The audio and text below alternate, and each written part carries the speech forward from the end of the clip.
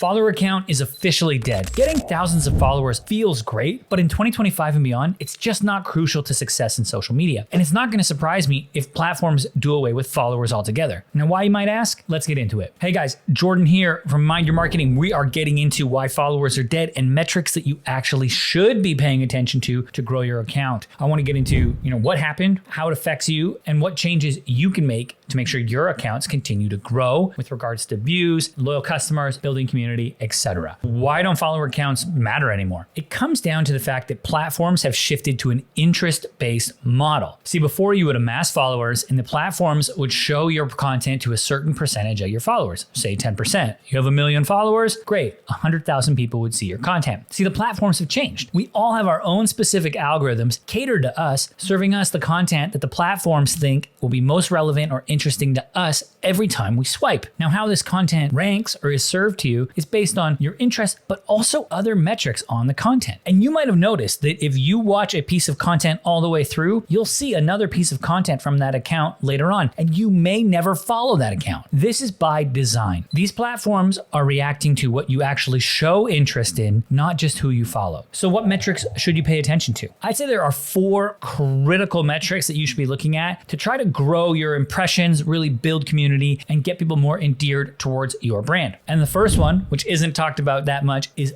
dwell time. Dwell time is the amount of time people actually spend looking at your content. So if you post something, an image, a text-based post, etc., does it stop people in the scroll? Do they actually spend time engaging with the content? For every second that you get engagement, that's increasing your dwell time, and that's a positive signal to the platforms. That means people may never like, share, comment, anything, but if they watch your video all the way through, that's going to be seen as a major positive signal to the platform, and the likelihood of your content being shown to that person again in the future is very high. The next 2 metrics are important, and they come from 2 different headspaces. The first, saves. When somebody saves your content, this signals value. This is something they want to go back to later. They want to read this in the middle of the night. They're trying to learn as much as they can about that topic. This is when they mark content for themselves. Now, next to saves is shares. And we all know what shares are. This is when you take a piece of content, either send it to somebody in a message or share it to your own profile via a repost. Now, shares come from the headspace of, hey, I think this is interesting, I want to show it off, or I think this is funny, I want to show my friend I found something good for us both to enjoy. Content that's shareable is meant to spark conversation for the sharer, or content that's savable is meant much more like a resource for that audience member. The 4th metric is comments and conversations. When you post something, how many people are reaching out to you, DMing you? How many people are commenting on your own content? This is an important metric to tell you, is this interesting? Are people compelled to engage with it, engage with me? Or is it a snooze fest? And you can start to optimize for these different things from, hey, dwell time through to conversations, to shares, to saves. You're going to be in a much better position with your content as you create going forward. So what steps should you take to improve your content? Well, I'd actually start by looking in the rearview mirror. Look at the last 20 pieces of content that you've created. Have any of them sparked conversation, got a ton of shares, maybe got a ton of saves? Okay, if you see a couple posts like that, that's a good indicator that you should start to create more content along those lines. Now, if nothing is there, we need to go back to the drawing board. And I would say go and look for other people in your space, other creators, other businesses in your space that are killing it. Look at the topics that they talk about. How can you create content about those topics and put your unique spin on it? Then after that, I would redefine what success looks like. Look, we have clients that come to us today and still want followers. We want followers, followers, followers. How do we get more followers? And I'm always like, look, the goal isn't followers. The goal is a following. And the difference is subtle, but it means everything. People who are following your content may never hit that follow button, but they see it and it resonates with them. And that's what matters. So as you build this out and you start to look at your content, remember, followers are dead in 2025 moving forward. And it's all about how engaging and how useful your content is. All right. This has been an episode of Mind Your Marketing. I'm Jordan Shelton. Please hit that like, share, subscribe, all those fun buttons down below. Those help us out a ton, and I look forward to catching you next time. Cheers.